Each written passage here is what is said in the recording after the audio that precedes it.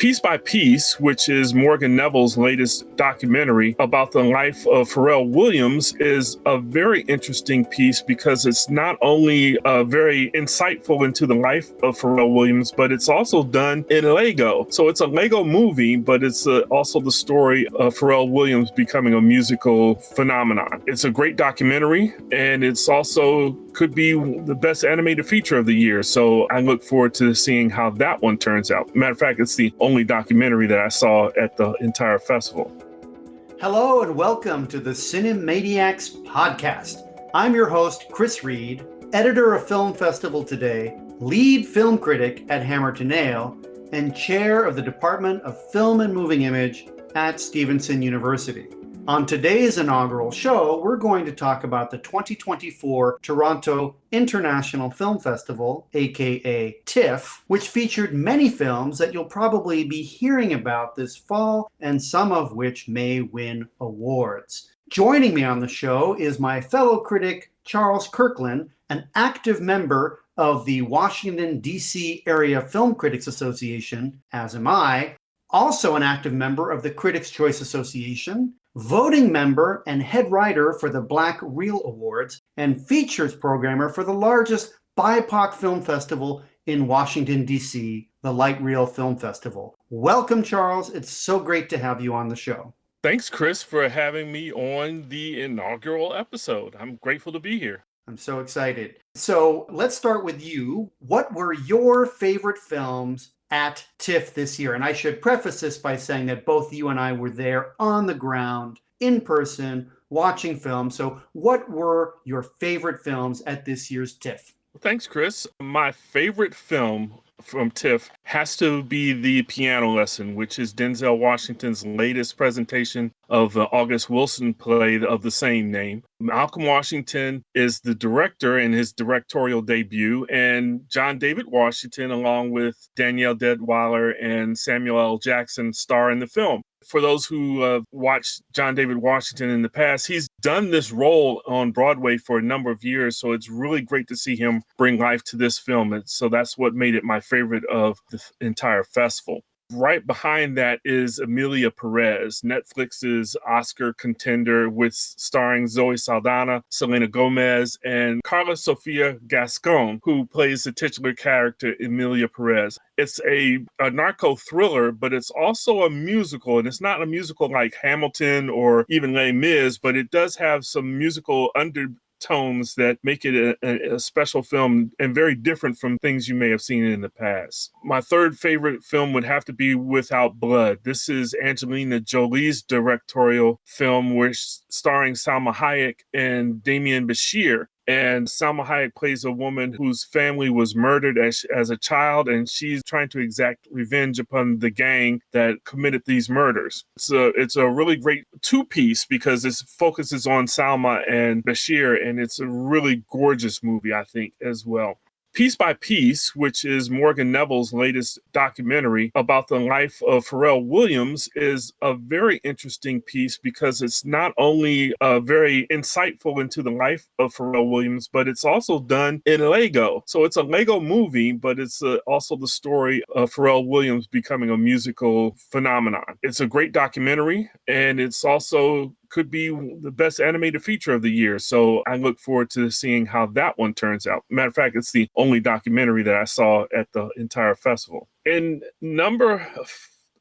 kind of cheat because I can. And so for number 5, I have 2 movies. So I guess that's 6. I, the Executioner, which is the sequel to the Korean thriller Veteran. It's a highly stylized action thriller, lots of martial arts happening in the film, and it's a very good story that focuses on social media and the impacts that it can have on police solving crimes. And then alongside of that, another action film that I have is The Shadow Strays, which is a Netflix production about, and it's kind of like Proud Mary that starred Taraji P. Henson. The story is very similar about a woman who tries to save a young boy. but the whole story is so highly stylized and, like, again, lots of martial arts from beginning to end. It's just insane what they do and how they do it. The story is much further developed than Proud Mary was. So I'm very happy to say that it's a film that Netflix can make into a sequel, into a series of films. And I think they're clear on that intent as you get to the end of the film. So again, another great action film that came out of TIFF. And so I'm looking forward to all of these. That is a really amazing list. And what intrigues me the most about it is that I saw none of those films, although quite a few of them were on my list, including Denzel Washington's A Piano Lesson. I've been a huge fan of Danielle Detweiler ever since seeing her in Till. And so I look forward to seeing that one as well as a few others that you mentioned. At the top of my list is The Life of Chuck, which won the People's Choice Award at this year's TIFF. And no wonder, it's a really moving film that celebrates life while centering its narrative on death. You'll have to see it to know what I mean. It's an adaptation of a 2020 Stephen King story from director Mike Flanagan, who has previously directed plenty of horror, including some series for Netflix, my favorite among them being Midnight Mass, and also directed the Stephen King adaptation Dr. Sleep. So I highly recommend this film. It stars Tom Hiddleston, Chiwetel Ejiofor, Karen Gillan, and Mark Hamill, among others. It's really quite a moving story. It should be picked up soon for distribution, so you'll hopefully be hearing quite a lot about it over the course of the fall. Next up, I'd like to mention a film, The Seed of the Sacred Fig, from Iranian director Mohammad Rasulov, who actually had to flee Iran after making this film because he was facing a prison sentence because of the content of the movie. The movie takes on Iran's repression of women, particularly centering its narrative around the protests over the woman who was killed for ostensibly improperly wearing her hijab. And so you can understand perhaps why the Iranian authorities didn't like this film. It's not just this depressing look at the state of women in Iran. It has humor. It has a really tense narrative. I highly recommend. After that, I'd like to mention I'm Still Here from Brazilian director Walter Salles. He who has done films in the past such as The Motorcycle Diaries or Central Station. And this film takes place in the 70s when the military dictatorship of Brazil was cracking down more heavily on dissent than it had in the 60s, power in the 60s. And it follows the real life story of one family after the patriarch is arrested. Very moving film. After that, I'd like to mention Blue Road, the Edna O'Brien story from director Sinead O'Shea. She's Irish, so is the subject of the film, the celebrated author Edna O'Brien. It's a documentary portrait of this very important novelist and screenwriter who just died this year. So it's a very timely documentary. And then I can't forget to mention the Argentinian film Kill the Jockey, which comes to us from Luis Ortega. It's kind of hard to describe the plot of this movie. It's sort of a gender-bending thriller with this almost surrealist quality to the narrative. There is a jockey. There are people who want to kill him, but the story offers so much more than that. And this happens to be the pick from Argentina to submit this year for the Best International Feature Oscar. And I should mention that the film, The Seed of the Sacred Fig, is Germany's pick. Germany is where Mohammad Rasulov has taken refuge. It's Germany's pick for the Best International Feature Oscar. And finally, since you did 6, Charles, I'll do 6 as well. I'll mention Dahomey from French director Mati Diop. This is a documentary with a little bit of fictional aspect to it, so let's call it a hybrid, but mostly documentary that follows the repatriation of stolen works of art from the Kingdom of Dahomey that is now Benin.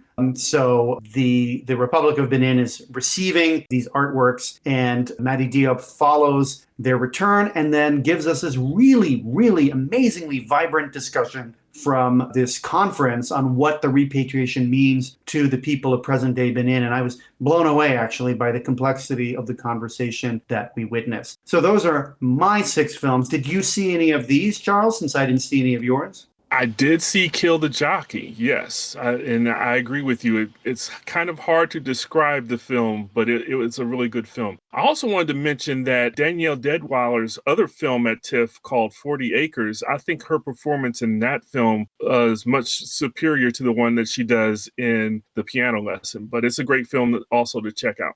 I will watch her read the phone book. She's that good. So I'll have to check out both of those movies. Anything that you think audiences will be hearing about, any movie that you think will be an awards contender, whether you saw it or not, out of TIFF?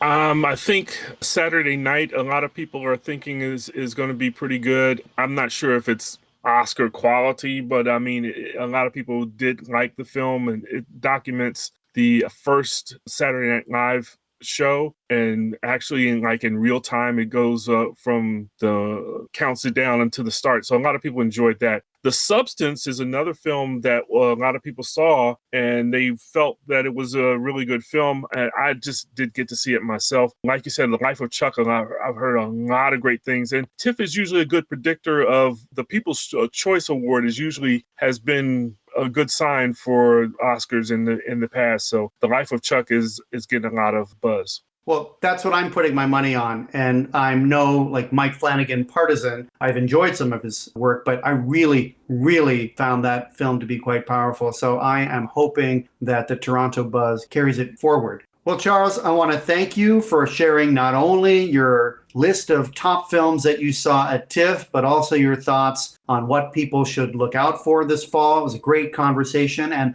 I'm really excited that very soon we'll be seeing each other in person and not just virtually, and that will be at the Middleburg Film Festival, which runs October 17th to the 20th in Middleburg, Virginia.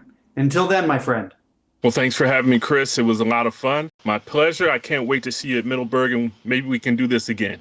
Indeed. Next up, I'd like to share one of the in-person interviews that I conducted at this year's TIFF with Irish director Sinead O'Shea, who made the wonderful biographical documentary Blue Road, The Edna O'Brien Story. Renowned Irish writer Edna O'Brien died at the age of 93 on July 27th of this year. Her literary debut in the 1960s with a trio of novels shocked her compatriots through a frank discussion of female desire and ambition. That was merely the start of her career, as we learn in Blue Road, The Edna O'Brien Story from documentarian Sinead O'Shea.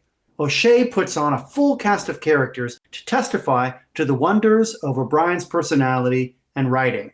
Let's hear what O'Shea herself has to say about the film. So you started filming Edna O'Brien in August of 2023. Yeah. For how long had you wanted to make a film about her? Well, I'd interviewed her 10 years before for an American magazine called Publishers Weekly. I used to profile English and Irish writers for that. And I hadn't really known that much about her despite studying English literature in college, so it's a bit strange. All I knew of her, in fact, was that she was kind of fluffy. That was my sense of her. And so in preparation for this interview, I had to read her books, and then I realized, wow, these are incredible. But also, even though they'd been written in the 1960s, they really spoke to my own experiences growing up. So I realized I'd made a terrible mistake in thinking that she was fluffy and irrelevant. And then I met her, and it really does remain one of the most profound encounters I've ever had. She was so funny and interesting and emotional and charismatic. So I really loved meeting her. And then the summer before last, I was getting ready to come to TIFF actually with another film. And I was heavily pregnant, and I met a woman at an event, and I was talking about bad men, and I quoted Edna O'Brien to her, and she said, "You should make a film about her. She's my best friend." And there was a big age gap between them, so I was like, that's quite strange.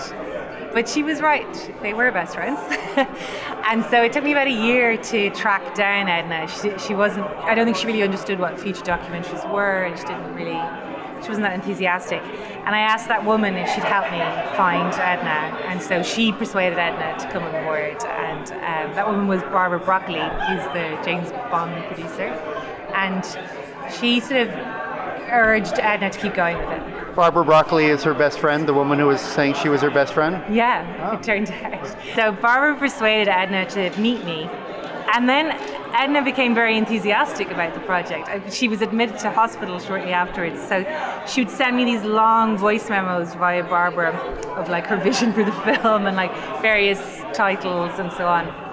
But I knew realistically that, Edna was 92 and she had cancer and she didn't have long left, and so I needed to raise a budget and gather a team and get the film made as quickly as I can. So. How did you land on Jessie Buckley as the on-screen voice of a younger Edna O'Brien, and did you have any difficulties in getting her for the film? Probably not if you had Barbara Broccoli on board, but...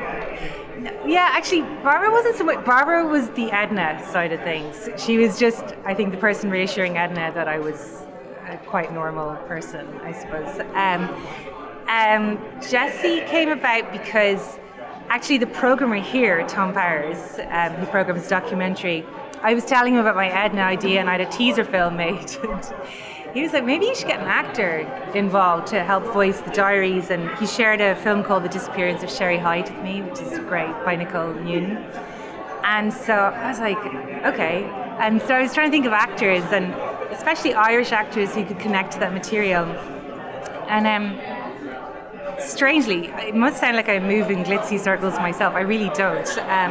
But the filmmaker Charlie Kaufman and his partner Eva HD had somehow seen my previous film, and they had made a film with Jessie Buckley. And so I asked them if they would ask Jessie if she would talk to me about doing the voiceover. And it was actually really easy. I just sent an email, and she was extremely enthused.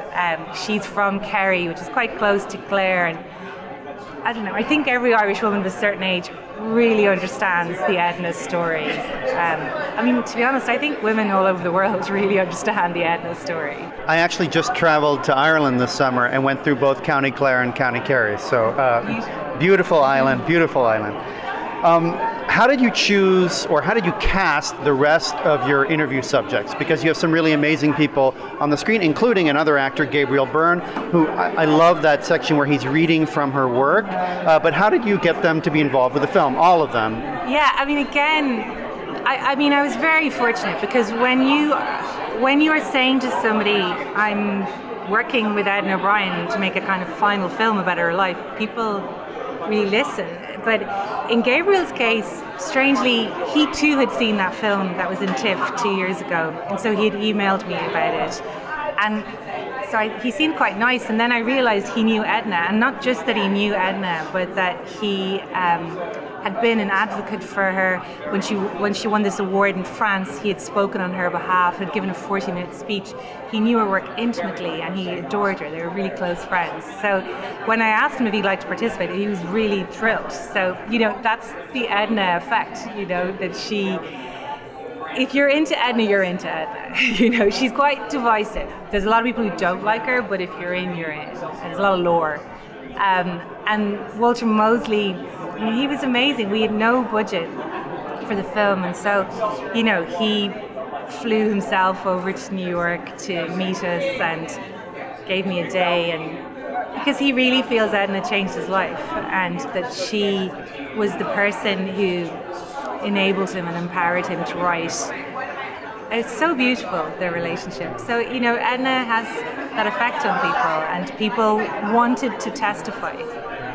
I love that section with Walter Mosley as well. I'm a fan of his work, and I had no idea that she had been teaching in the United States and taught him, so that's really, really, really quite lovely. There's a lot of wonderful archival of O'Brien, because she sat for so many TV interviews, and then she was a celebrity in her time. So what was it like sifting through what must have been countless hours of this footage and deciding what would go in your film? Yeah, well, I had some help with this, thankfully. We had a wonderful archive producer, Paul Bell, who worked on Amy, actually, in Senna with Asikopadia. And so he had great contacts within the BBC and ITV. And so I'd seen quite a bit of stuff myself on YouTube. So I knew there was good stuff out there, but I didn't realize how good it was until Paul became involved. So that was great.